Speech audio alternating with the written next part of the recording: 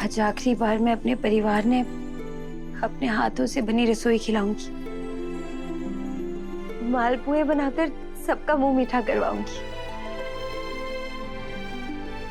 फिर शायद ये मौका दोबारा कभी मिले या ना मिले। सावित्री,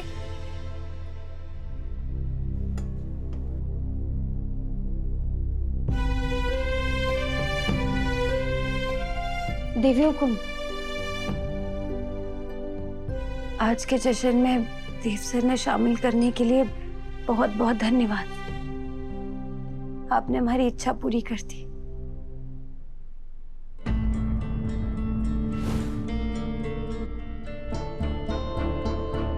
ये किताबें अब हमारी किस्मत ना बदल पावेंगी। देवी हुकुम के लिए मैं उनकी बहू कभी नहीं बन पाऊंगी, पर जब तक साथ हूँ अपनी धनी की खुशी के लिए यूं नाटक भी कर लूंगी।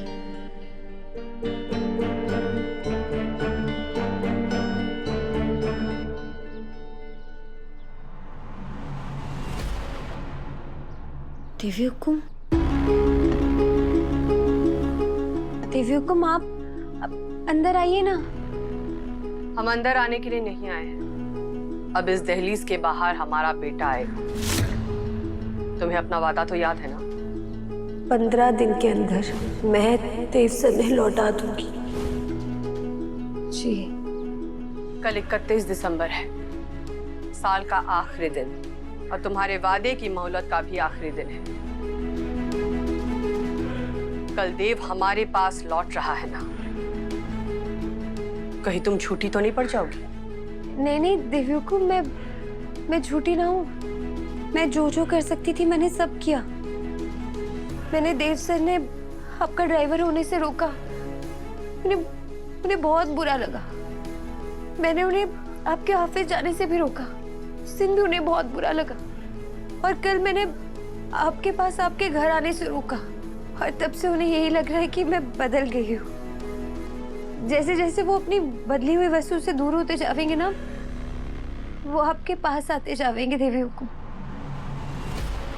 बात देव को हमारे पास नहीं, हमें लौटाने की भी थी व्यवस्था। देवी हुकुम, थोड़ा वक्त लगेगा, लेकिन देव सर आपकी ओर हाथ बढ़ा रहे हैं। आप बस उनका हाथ थाम लीजिए। जब तक देव के हाथों में तुम्हारा हाथ है, हम उसका हाथ नहीं थाम सकते। वो हमारे पास हमारा बेटा बनकर लौटेगा, तुम्हारा पति बनकर नहीं। और उसके लिए तुम्हें उसे छोड़ना होगा।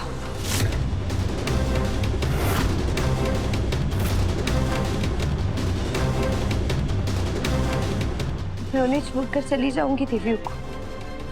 हमारी तो इतनी औकात ही ना है कि मैं आपकी बहू बन सकूं, ना ही मैं आपसे वो हक मांग सकूं। भले ही हमारी शादी देव सर से हो गई है, लेकिन आज भी हमारे लिए हम दोनों से बड़ा रिश्ता आप दोनों का है। देवी हुकुम, आप ही उनकी भगवान है, उनकी पूरी दुनिया है आप। वो हमारे बिना भले ही रह लेंगे, लेकिन आपके बिना वो मर जाएंगे देवी हुकुम, मर जाएंगे।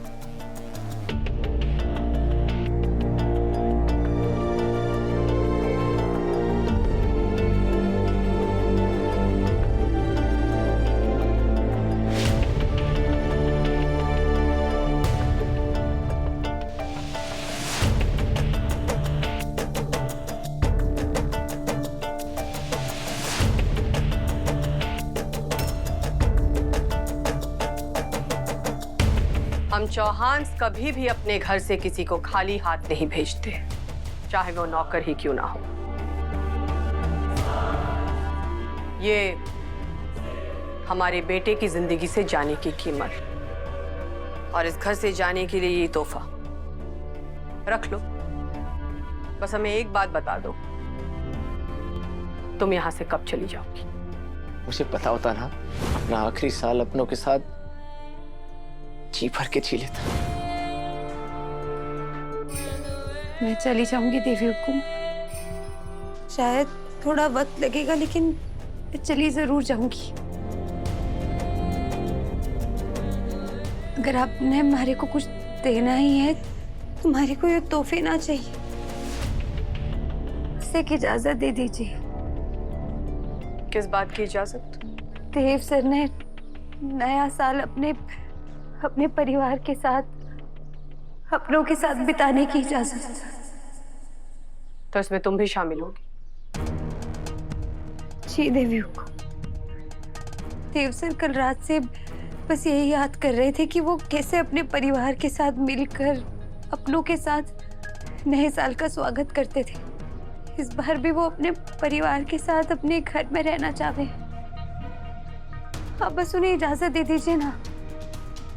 मैं उन्हें अपने परिवार के साथ, अपनों के साथ हंसता खेलता खुश देख लूंगी ना तो तुम्हारे को चैन आ जाएगा। फिर मैं यहाँ से चली जाऊंगी हमेशा के लिए और कभी अपना मुंह भी नहीं दिखाऊंगी। चंदा, नया साल आने को है, क्या हर साल की तरह आप नया साल हमारे पूरे परिवार के साथ नहीं मना पाएंगे? देवी हुकुम, देवी हुकुम, हमारी बात तो सुनिए। देवी हुकुम, बस इतनी सी खुशी दे दीजिए। देव सर के बिना तो मैं वैसे भी नहीं जी पाऊंगी, लेकिन चैन से मर तो पाऊंगी। देवी हुकुम, मेरी बात मान लीजिए। हमने जो भी किया वो सिर्फ साख की बात रखने के लिए किया। तुम जानती हो ना वसुधा कि हम अपने परिवार की एक मुस्कान के लिए किसी भी हद तक जा सकते हैं। और तुम ये भी जानती हो कि तुम हमारे परिवार का हिस्सा कभी नहीं बन सकती। हम तुम्हें कभी भी अपनी बड़ी बहू का मान नहीं देंगे और देव को कभी भी तुमसे शादी करने के लिए माफ नहीं करेंगे। देवी हुकुम, आपकी नाराजगी का कारण मैं हूं और अब जब मैं इस घर से, देव सर की जिंदगी से हमेशा हमेशा के लिए चली जाऊंगी तो देव सर से नाराजगी का क्या मतलब? शर्त के अनुसार देव सर आपके पास लौटेंगे, फिर आप अपनी मनपसंद की बड़ी बहू ले आइएगा इस घर में। जैसा आपने चाहा है सब कुछ वैसा ही होगा। सब अब देव सर ने माफ कर दीजिए, नहीं तो वो कभी खुद ने माफ नहीं कर पाएंगे। माफ कर दीजिए उन्हें। कब तक जा रही हो तुम? बस 2-4 दिन में मैं देव सर की जिंदगी से हमेशा हमेशा के लिए चली जाऊंगी। ध्यान रहे, बस 2-4 दिन, इससे ज्यादा इंतजार हम नहीं कर सकते। इसीलिए जितनी जल्दी हो सके इस घर से और हमारे बेटे की जिंदगी से निकल जाओ।